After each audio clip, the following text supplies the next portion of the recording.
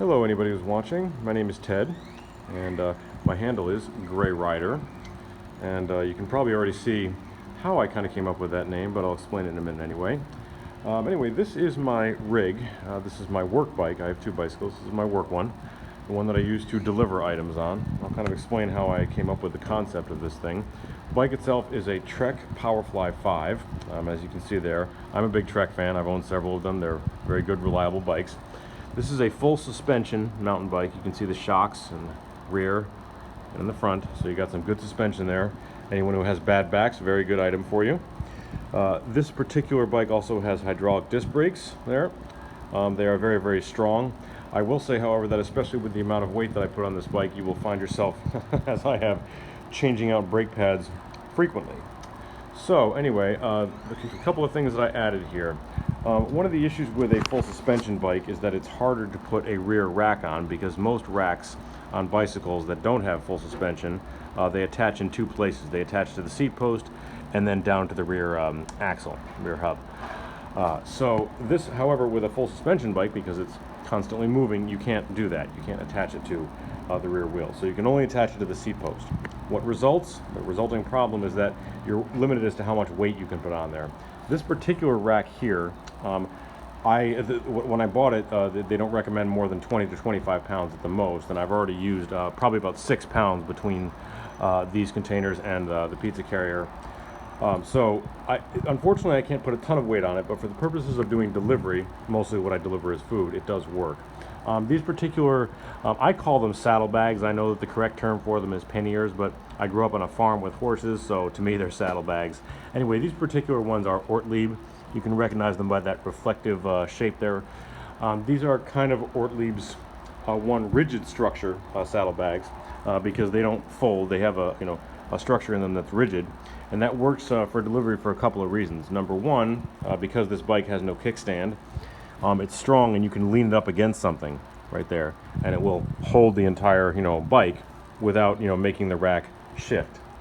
So inside these saddlebags here, let me see if there's enough light. I put a little napkin there in case drinks spill, but also there's this little net that a small one here, an even smaller one here, and then a bigger one back here. Again, I'm not sure what this was originally intended for, but it works very well for drinks because it's about the size of a say a fountain drink. And it holds it in there, holds it upright, and most of the time, anyway, prevents it from spilling. So those are waterproof, fully waterproof. These saddlebags. I have taken them out in torrential downpour before, and not a drop of water has gotten in. So Ortlieb does make very good stuff.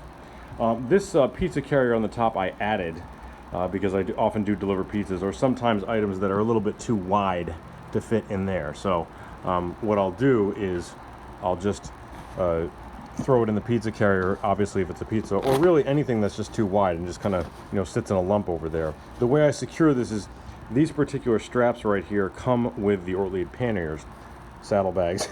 Anyway, they're originally designed to attach to one side of the saddlebag and then the other, so you can kind of pick it up and carry it like that. What I did was I cross attached them.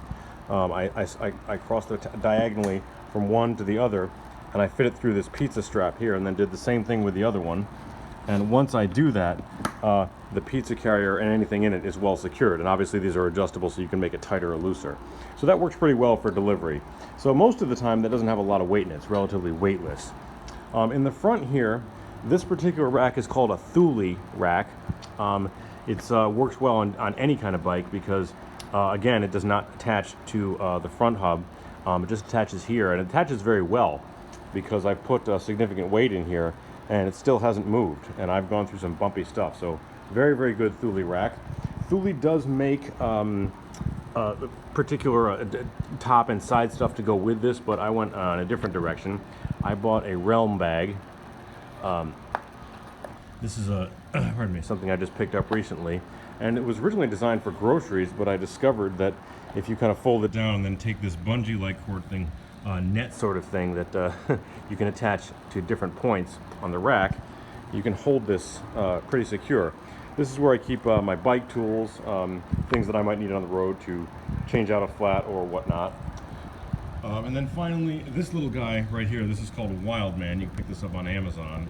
The main purpose of that is to hold the portable battery that I use to charge my phone with, because when I do deliveries, kind of mount my phone right there, and then I have the cord here plugged in there to keep the phone charged, which is essential, obviously, in my particular line of work. There are some e-bikes apparently that do allow the USB to plug into the battery. This particular one does not. So that's okay. I came up with a different remedy. So that way I'm actually saving battery power from the bike battery to pedal by also using a different power source for my phone. As far as the e-bike itself, here's the little monitoring screen. This is an electric assist bike. There is no throttle on this bicycle, so it's not like a motorcycle where you just kind of crank it and then it goes as fast as you want. This only pedals while you assist. There are different modes of how much assistance you want. Also, in accordance with legal regulations, this will not help you, the assist, more for faster than 20 miles an hour. So it'll get you up to about 20, and then after that you're on your own. So I can go faster than this, faster than 20 if I pedal hard enough. I will say, however, uphill, that's next to impossible. On flat ground, yeah, I can get up to 24, 25, 26, if it's, the wind is in my favor. And going downhill, I've reached 40 before on this baby. So that works just fine for me. Ironically, a lot of the road bikes with the really thin tires can kind of fly by me if we're going on flat ground, but they can't keep up with me uphill or against very strong winds.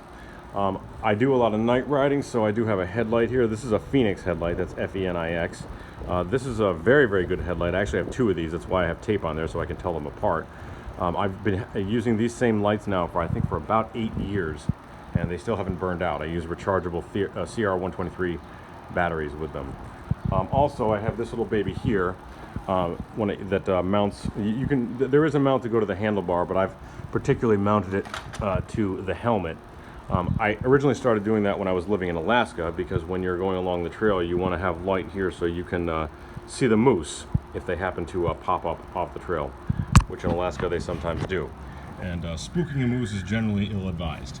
On the back, both of these are part of the same set, Bontrager. On the back is a Bontrager rear headlight. It has constant flashing modes. I always recommend flashing at night. This is extremely bright, a little on the expensive side, but this will keep you very safe. So as far as my name, Gray Rider, when I bought the bike, there wasn't much of an option of color. It came in gray. And then I discovered, by coincidence, totally not by intention, that a lot of the gear that I was using was also colored gray. And that I swear that was not intentional. It was just coincidental. So that's kind of where I came up with the name of Gray Rider. Even the inner, this is a Camelback that I use. And because I'm out for so long, I carry a lot of water. This particular Camelback here, this is called the Omega. I don't even know if Camelback makes these anymore. I've not seen them in stores or online, but this can carry up to 6 liters in water. That's roughly 1.5 gallons. And especially on a hot day like today, I'm going out and it's all filled up all the way because I'll likely use it in this period of about, 6 or 7 hours. So anyway, that's where I came up with the name. So I'm going to be posting some videos, or trying to, I should say, of me on this thing, and I'll also post another video of my play bike. This is my work bike. So anyway, if you've subscribed to this channel, thank you for watching, and I'll put up as much stuff as I can. Thanks, everybody.